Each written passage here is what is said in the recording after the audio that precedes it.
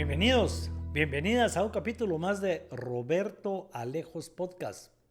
Ya saben, no se vale que no se haya suscrito. Si es primera vez que nos está viendo o si nos ha visto en otras oportunidades, pero no se ha suscrito, de verdad no se vale.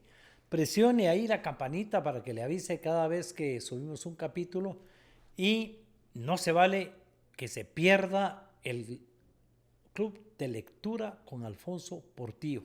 Es este miércoles 10 a las 6 de la tarde en Sofos. Un ensayo, porque realmente es un ensayo, la derrota del derecho, el fracaso del derecho en América Latina. Es un tema sumamente interesante, de moda, pero además muy práctico para Guatemala, a pesar de haber sido escrito por un argentino.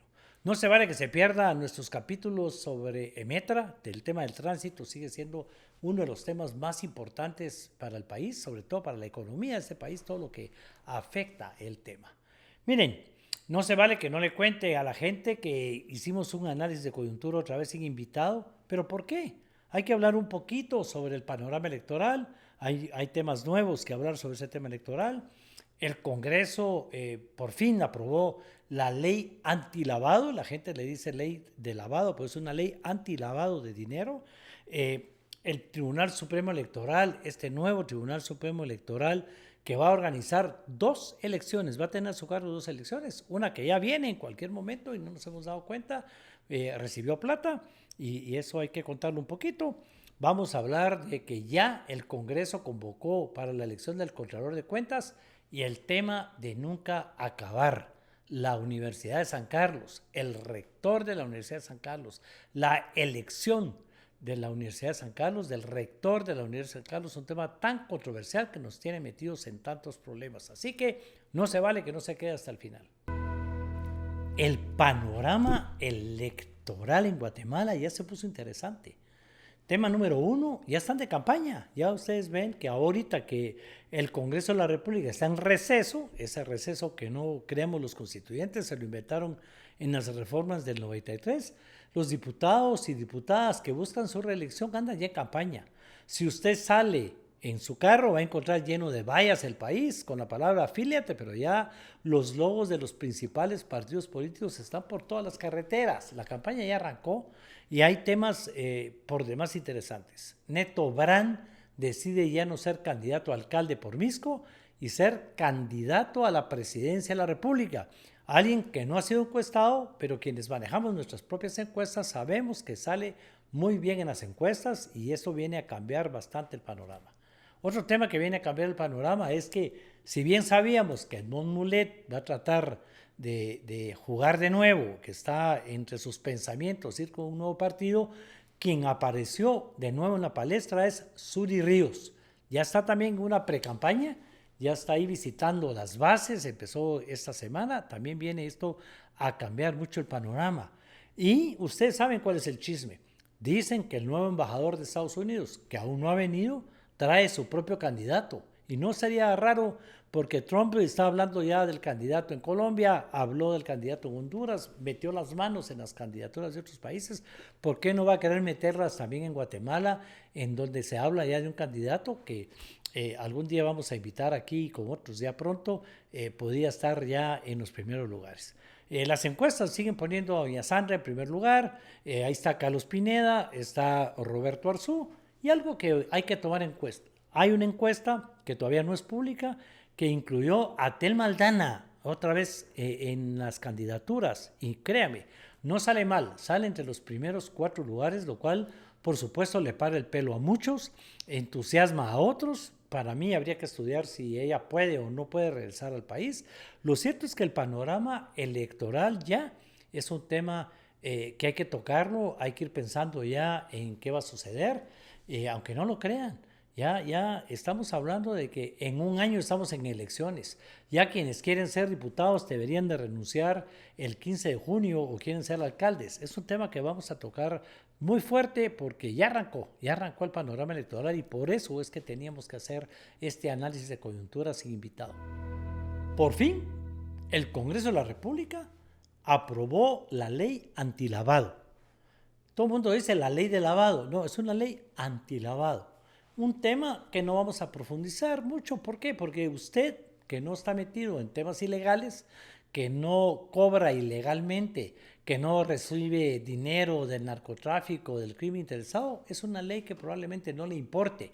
A nosotros realmente es un tema que no nos afecta, pero para el país era exageradamente importante que tuviéramos una ley anti-lavado de dinero, que los bancos tengan controles, que las financieras tengan controles, que el manejo del dinero en efectivo, los depósitos y las transferencias tengan controles y tengan reportes, porque de eso depende cómo nos califican como país. Y estas calificaciones como país son sumamente importantes para muchos temas, porque si calificamos mal, como nos ha pasado en otras oportunidades, pues nos va mal en todo lo demás, en créditos, en préstamos, en situaciones bancarias, en credibilidad. Pero el Congreso, como siempre, pasan meses de meses discutiendo, amenazando, entramos en nerviosismos y al final la ley pasó por casi unanimidad, por casi todos los que estaban presentes, ¿verdad? De los 160 diputados, más de 140 votaron por esta ley, así que podemos respirar en paz. Faltan otras leyes sumamente importantes, hay que trabajarlas de otra manera, hay que cabildear de manera diferente en el Congreso para no estar teniendo tanto miedo. Pero hay temas que vamos a tocar en el Congreso de la República, como la ley del IUCI. ¿Realmente los diputados quieren que ya no exista ese impuesto? ¿Quieren dejar a las municipalidades sin impuestos, sin dinero? ¿O simplemente quieren hacer cambios en la forma de pagar el IUCI? ¿Qué va a pasar con el dinero de quienes prestaron servicio militar y se los vienen ofreciendo hace ratos? Necesitamos algunas leyes para el desarrollo. No vamos a dejar de hablar del Congreso de la República. Es inevitable, pero por ahorita un aplauso al Congreso de la República que una vez más se puso de acuerdo y aprobó una ley sumamente importante. Ojo, el subsidio está por terminar, el subsidio a la gasolina, porque ya van millones de quetzales gastados. Hay que evaluar qué va a suceder, porque la guerra no hay modo que termine y el precio del combustible no hay modo que baje. Bueno, las personas que nos siguen en estos programas me gritan en la calle, para hacer el amor con tranquilidad y responsabilidad, ¿verdad, Lick? Sí, les digo yo, Masculán, un preservativo alemán de mucho prestigio, nuevo en el mercado, fácil de encontrarlo en sus tiendas de conveniencia y en sus farmacias. Entre temas importantes esta semana fue reformas al presupuesto de ingresos y egresos de la nación. El Congreso de la República autorizó al Ministerio de Finanzas para hacer una readecuación presupuestaria por, si no estoy mal, 80 millones de quetzales. Quiere decir que el ministro puede cambiar el destino de algunos fondos sin que esto vaya al Congreso de la República. Dice la ley que a través de un acuerdo gubernativo va a poder hacer estos cambios. Pero el tema importante aquí es 40 millones de quetzales al nuevo Tribunal Supremo Electoral de cara a las elecciones. Y es que si ustedes no se han dado cuenta, en enero, estamos a pocos meses, es la convocatoria a elecciones.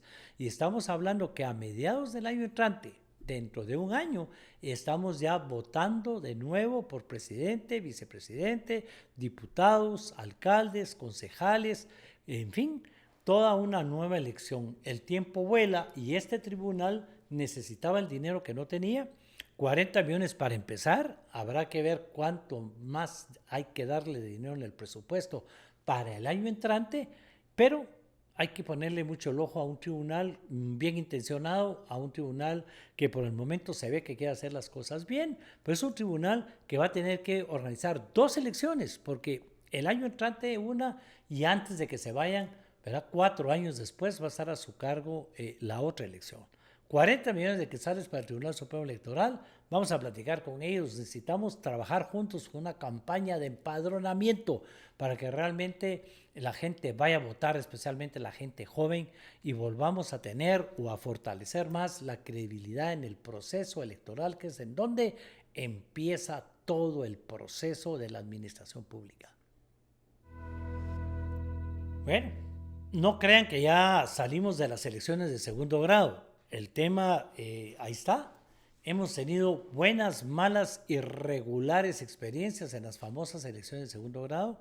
Desde el año pasado veníamos cantando todo el año entrante las elecciones de segundo grado. Las elecciones de segundo grado son importantes para el país. Bueno, ya hemos ido pasando por algunas, pero falta una, Contralor General de Cuentas de la Nación.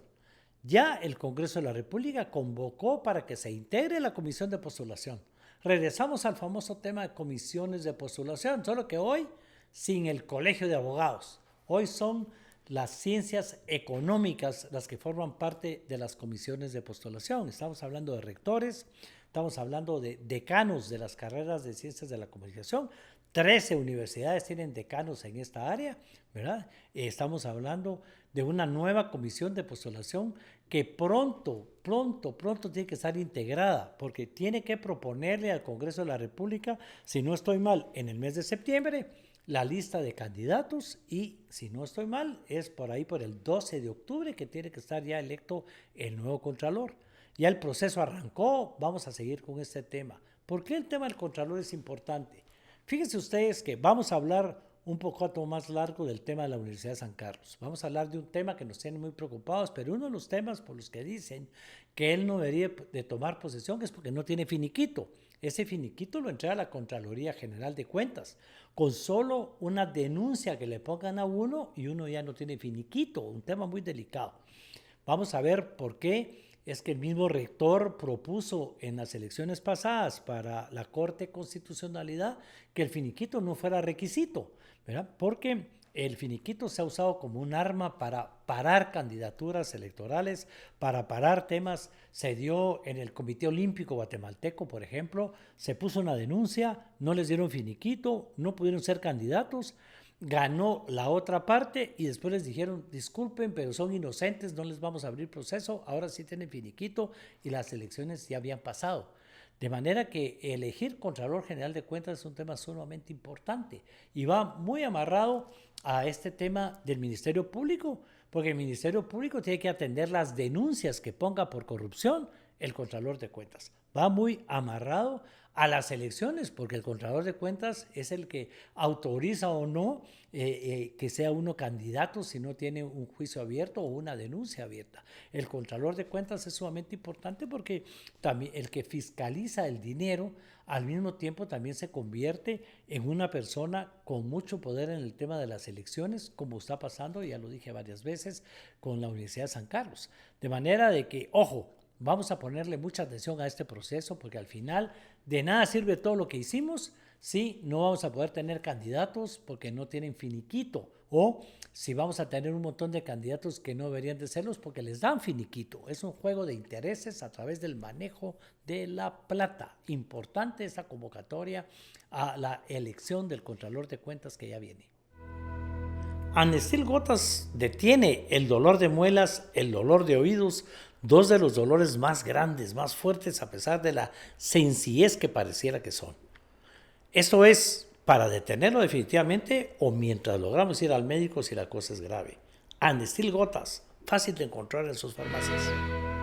Bueno, miren, quisiéramos ya darle la vuelta a la página en algunos temas, como lo hicimos ya con el Ministerio Público.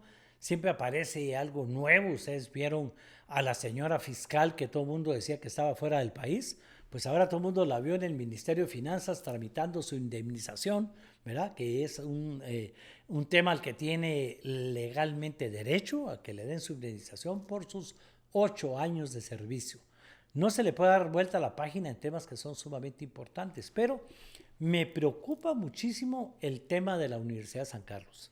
Aquí hemos hablado de cómo se maneja la Universidad de San Carlos, hemos hablado del poder que tiene la Universidad de San Carlos, la cantidad de dinero que tiene la Universidad de San Carlos, ese poder político que tiene la Universidad de San Carlos, cómo la Universidad de San Carlos ha sido tomada, cooptada y de alguna manera mal usada. Nos preocupa cómo la Universidad de San Carlos ha bajado la academia enormemente. Nos preocupa ver que los universitarios no pueden hacer absolutamente nada. La mayoría porque no les interesa, pero otros que sí les interesa u otras que sí les interesa no pueden porque los paran en sus exámenes, en sus privados, en sus graduaciones, si se meten a competir contra lo que es el partido oficial, por decirlo de alguna manera. ¿Cuál es el tema? Se dice que el rector de la Universidad de San Carlos, lo hemos dicho varios, se habló de fraude desde la elección pasada. Se habla de fraude en esta elección. Pero yo quiero contarles, digamos, toda la investigación que hicimos. Nos dimos a la tarea de investigar más de cómo es el tema, de cómo es que se lleva a cabo la elección, por qué es que es tan importante, por qué es que hay tanta hambre por el manejo, pero lo más importante, logramos estudiar toda la parte legal, cómo realmente el grupo del señor Mazariegos logró ir cubriendo con su debido tiempo, con la debida anticipación, todos los problemas legales, de manera que después de estudiar eso pareciera que este tema se terminó y vamos a explicar por qué. Número 1, ¿por qué es importante? Nosotros los constituyentes le dimos a la Universidad de San Carlos, y lo hemos mencionado otras veces, el poder de ser la única universidad estatal. Una universidad que tiene cualquier cantidad de plata, no a antojo del gobierno, sino porque la Constitución le da un porcentaje del presupuesto de manera fija. Le dimos o le retuvimos esa autonomía que tiene la universidad para autoadministrarse, y eso hace también que sea valioso el ser el representante, el rector de la Universidad de San Carlos, pero además le dimos una serie de cargos públicos.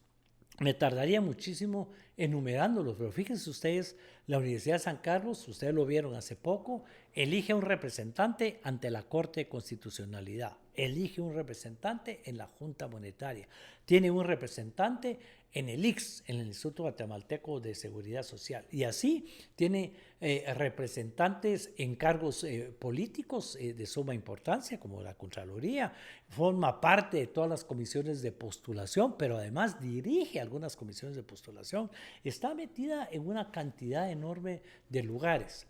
Cuando yo investigué con mis compañeros constituyentes por qué fue que hicimos eso, fue porque la Universidad de San Carlos, totalmente revolucionaria, era la única entidad, por decirlo de alguna manera, que los militares no pudieron callar o no podían evitar que a través de un estado de sitio dejaran de reunirse. Durante el conflicto armado, ese horroroso conflicto armado del que no nos podemos olvidar nunca y que por supuesto no queremos repetir jamás, que causó tanto daño, se prohibía a través de un estado de sitio reuniones de más de 5 personas. En la universidad eso no era posible. Se prohibía trabajar los temas políticos y la libre expresión en las aulas universitarias, eso no era posible. Pero además se prohibía hablar de temas revolucionarios de izquierda, en aquel entonces llamados comunistas, que no todos eran comunistas. En la Universidad de San Carlos eso no era posible. La Universidad de San Carlos, desde el rector o los rectores, los decanos, los catedráticos y los estudiantes, hombres y mujeres, eran revolucionarios en su mayoría. Formaron parte, sobre todo la parte pensante, diría yo, de ese movimiento armado que se dio, ese levantamiento armado que se dio, se convirtió en un lugar de reclutamiento para edades de libre expresión, aunque no le gustara a los militares de turno.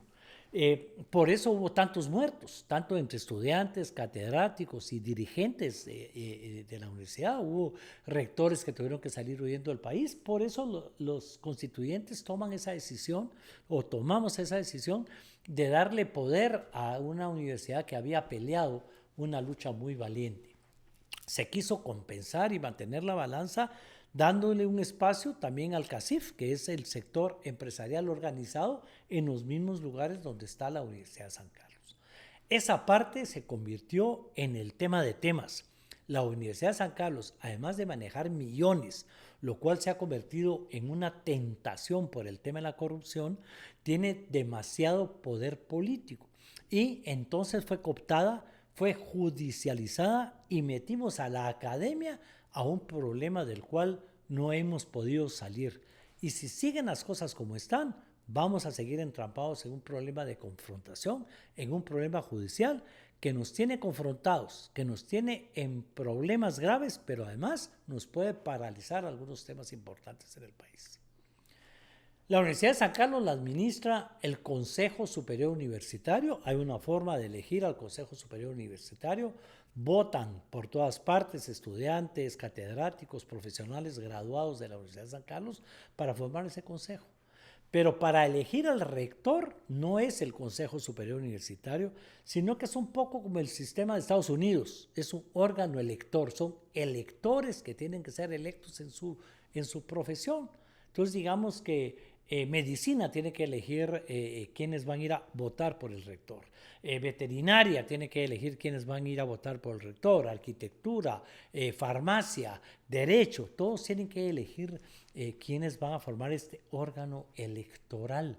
Y estas personas que pertenecen a este órgano electoral son los que van y votan por el rector magnífico de la Universidad de San Carlos, que es el nombre oficial.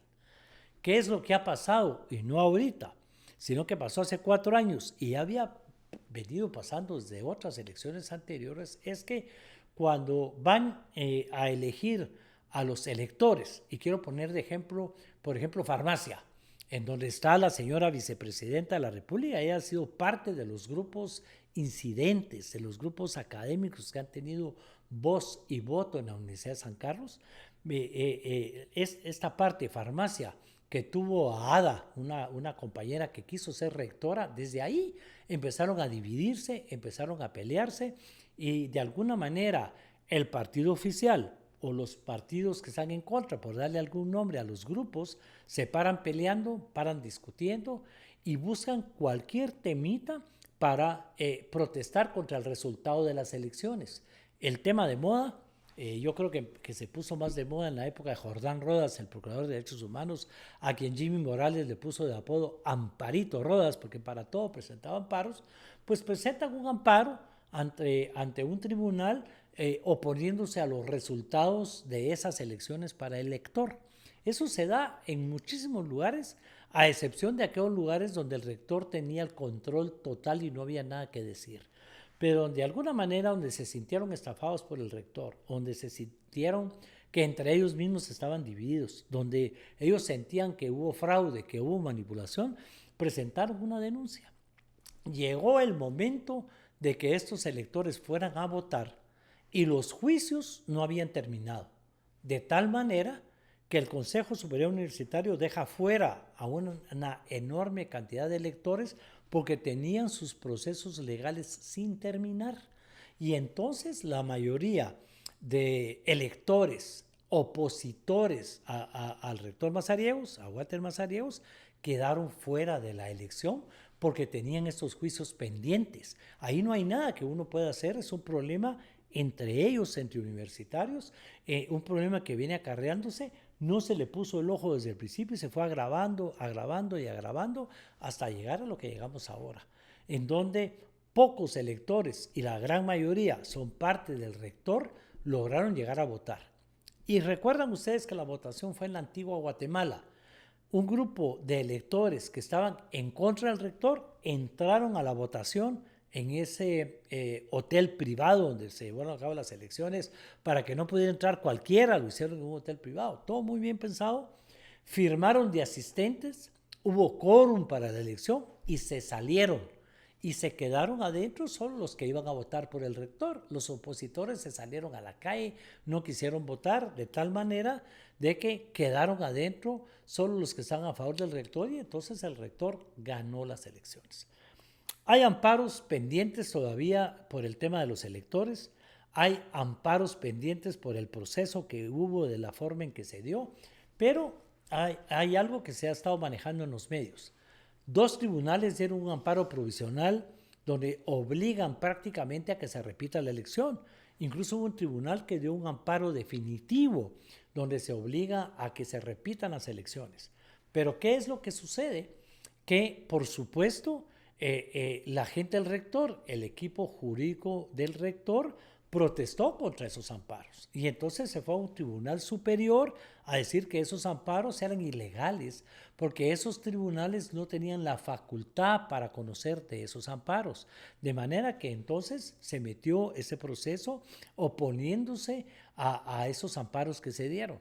De ahí fueron escalando y esos amparos llegan hasta la máxima autoridad. ¿Cuál es la máxima autoridad en materia judicial? La Corte de Constitucionalidad. Y por eso es que suena hasta ridículo decir la Corte de Constitucionalidad tiene 18 amparos por resolver. porque cada uno de estos sectores académicos tiene sus amparos por resolver, tiene temas que resolver y están ahora en manos de la Corte de Constitucionalidad. Estos 3 amparos, los 2 provisionales y el definitivo, pidiendo que se repitan, también están ahí en la Corte de Constitucionalidad. Y ya es público que la Corte ya votó. ¿Y cuál es la sorpresa? Y que no debería haber sido sorpresa. 3 votos a favor del rector y 2 votos en contra del rector. De tal manera que si la máxima autoridad en materia judicial, que es la Corte de Constitucionalidad, dice no al lugar a esos amparos porque son ilegales, porque están fuera de tiempo o porque sí se cumplió legalmente con todos los pasos, el tema ya se murió, porque ya una sentencia de la Corte de Constitucionalidad es definitiva. Por eso es que la presidenta del Tribunal de la Corte de Constitucionalidad y la representante del Colegio de Abogados en la Corte de Constitucionalidad, que están en contra del rector, no han querido convocar a sesión para que estas sentencias, estas resoluciones no se firmen, porque con esa firma ya quedaría finiquitado el tema y mazariegos, nos guste o no, estemos en contra de él o no, hablemos de fraude o no, sería el próximo rector, podría ya tomar posesión. También se habla de que no puede tomar posesión porque no tiene finiquito, ya lo explicamos hace un ratito, de acuerdo al reglamento de la Universidad de San Carlos. Entre los requisitos para ser rector no se contempla el finiquito. Y él mismo hizo mención de esto cuando se eligió a la Corte de Constitucionalidad, que el finiquito no debería ser un requisito para ir a una elección. Hay quienes dicen que sí, porque es un cargo público. Hay quienes dicen que no, porque está en su reglamento y la Universidad Autónoma no está entre los requisitos. Y no solo es un cargo público porque maneja fondos públicos, sino que la autonomía le da su propio reglamento. O sea que es un tema bien difícil de discutir. De manera que desde lo legal, esto está a punto de terminar y de finiquitarse. Pero desde el tema político, el tema no termina. Porque quienes han estado y les hemos dado aquí la razón y les hemos dado cabida y hemos apoyado incluso quienes dicen que hubo fraude por la forma en que se manejó, pues es un poco insistir en el tema, van a insistir en el tema del fraude, van a insistir en que la Corte no dé esa resolución, probablemente están tratando de convencer a uno de esos magistrados o a una de esas magistradas para que se pase del otro lado. Lo cierto es que estamos otra vez confrontados. Lo que no queríamos, una Corte de Constitucionalidad dividida en donde 3 votos hagan a favor del rector para que las cosas se queden como están y pueda tomar posesión, y 2 magistradas que no quieren que se convoque para que eso no se firme porque han dejado muy clara su postura en contra. Algo que no se había dado, el presidente de la República no se había pronunciado. Aquí mismo habíamos dicho, este presidente no se va a meter, es un presidente que respeta la ley, que respeta la independencia de poderes, que respeta la autonomía. Sin embargo, ya recientemente dio declaraciones hablando de que él no está de acuerdo con lo que pasó en la Universidad de San Carlos, en pocas palabras. Lo dijo en su discurso en la sesión solemne en el Congreso de la República. Ya tomó partido, por decirlo de alguna manera, pero por lo que vemos y por lo que hemos visto no va a tomar ningún tipo de acción, va a seguir en esa postura de respetar la autonomía universitaria. ¿Qué es lo que a mí me preocupa? Uno, la única universidad estatal que no es privada, que no es negocio cobrarle a los alumnos. El negocio supuestamente está en el manejo de esos millones de quetzales que les dimos los constituyentes. Cada día está peor en lo académico. La universidad está tomada por policías privados, vive tomada por encapuchados que apoyan al rector. Vimos cómo la Corte de Constitucionalidad también estuvo rodeada por encapuchados que llegaron a proteger a los magistrados que están a favor del rector. Vemos cómo hay mucha manipulación en cuanto al manejo de temas allá adentro, pero lo preocupante es que los estudiantes no se van a meter, y eso tenemos que tenerlo muy claro. La época revolucionaria donde la San Carlos jugaba ese papel revolucionario ya pasó.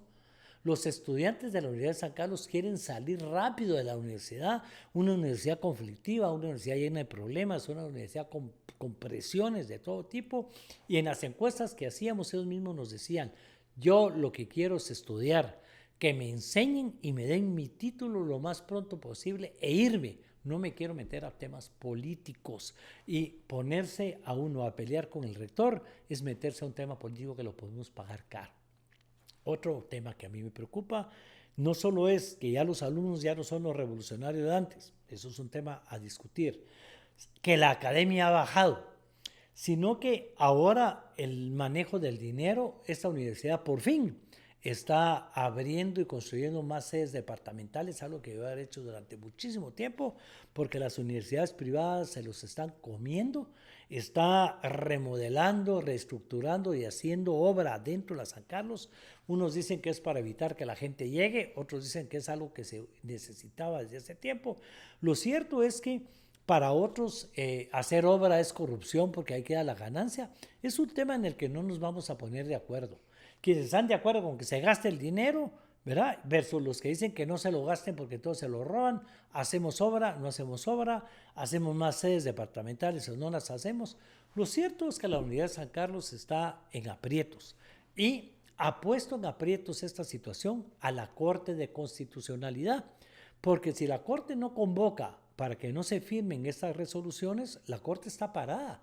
Porque cualquier sesión de la Corte, los 3 magistrados, o las 2 y un magistrado, que están a favor de que se desechen esos amparos, van, aunque en la agenda no vaya el tema, ellos van a meter el tema porque las resoluciones ya se sabe que están hechas. De manera que eso es sumamente preocupante. Pero amarrémoslo a todo lo anterior. Sí. 1.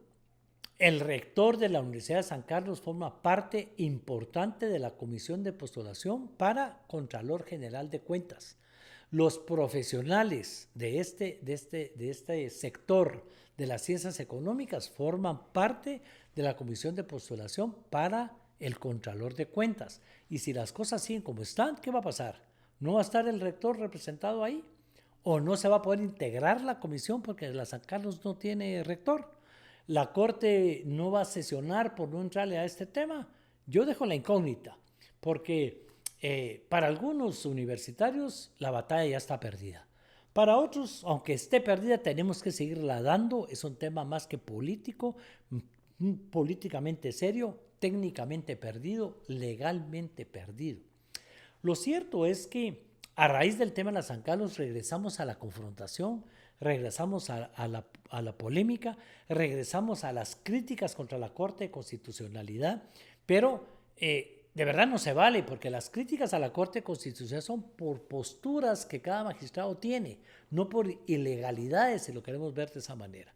A mí lo que me preocupa es que el país se entrampa, se atasca y el desarrollo del país es urgente.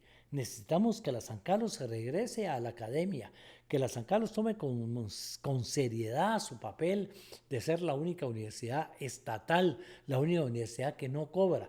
Necesitamos realmente tener estudiantes más comprometidos con la universidad y con la vida política de ese país, pero sobre todo necesitamos que el problema se resuelva y lo más importante, no necesitamos que este tema se judicialice más, pues ya tenemos suficientes problemas de judicialización de la política, de la academia y de tantos temas. No necesitamos que la San Carlos esté politizada como está, pero aquí hay 2 temas a tratar. ¿Quién va a ser el mediador para que los temas se calmen?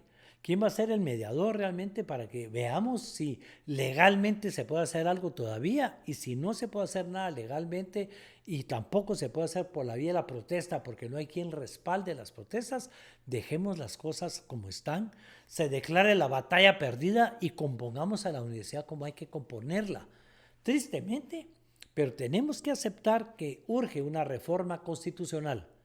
En materia de seguridad y justicia, digan lo que digan, tenemos que cambiar la forma de elegir las cortes y aquí estamos pagando las consecuencias de eso. Y 2, Urge, y los constituyentes lo reconocemos, hacer una reforma constitucional para que la San Carlos ya no tenga esa representación en puestos públicos, en puestos de gobierno, que la han llevado a la politización y que la tienen como la tienen. Hay que hacer algo. ¿De quién depende hacer eso? ¿Algo?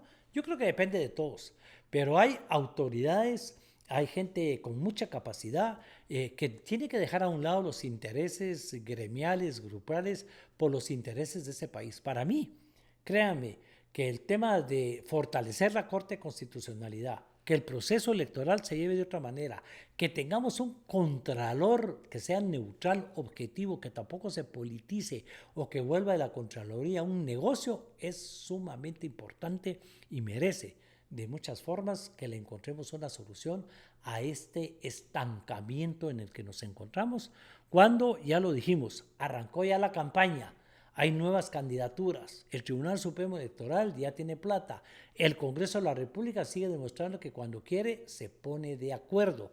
En fin, la coyuntura política ahí está y no podemos estar entrampados con un tema que debimos haber previsto desde hace muchísimo tiempo, cuando la San Carlos venía en declive, venía cayendo, venía corrompiéndose, venía siendo cooptada y sobre todo venía siendo judicializada. No se vale que sigamos de esa manera. La Constitución nos exige más y mejor participación.